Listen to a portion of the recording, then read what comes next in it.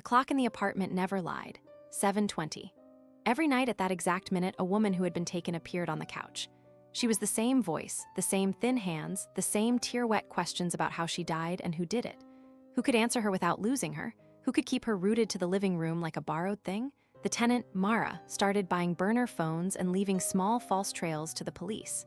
Fake tips, wrong dumpsters, cow blood on knives mailed like paper boats. Were these lies clever, or were they denial dressed up as strategy? Detective cards arrived in the mailbox like small accusations. Did the detective already suspect the truth, or did he see only the evidence Mara fed him? The woman on the couch wanted answers. Mara wanted time. Which choice would break them first?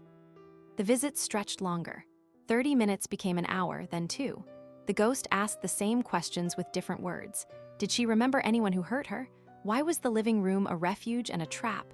Mara answered with stories about other places, old jokes, the weather, anything to steer away from the name that might finish the haunting. Why did words feel thin at the edges? People at work stopped inviting her out.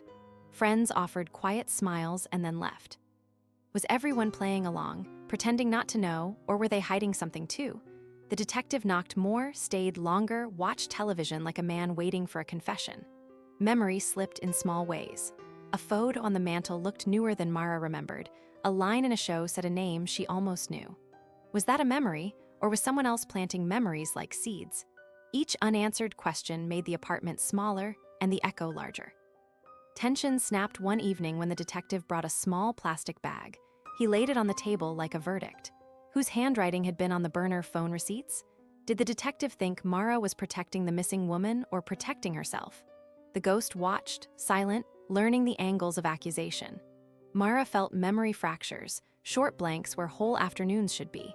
Had she been somewhere else at the time everyone pointed to? Had she said things she couldn't recall? She began answering her own questions with careful half-truths. Had she always told lies to keep pain at bay, or had lying become a craft she used to hold life together? Voices doubled in the room, the living woman's, the missing woman's, and the thin one that sounded suspiciously like Mara's memory. When the ghost reached for the detective's card, whose name did she read aloud? Whose hands were pulling which strings? After the confrontation, everything shifted. The visits lengthened until mornings blurred into the night. Neighbors stopped asking questions and started leaving anonymous packages, unopened, polite, too light to be proof. The detective's cards multiplied but never landed on a verdict.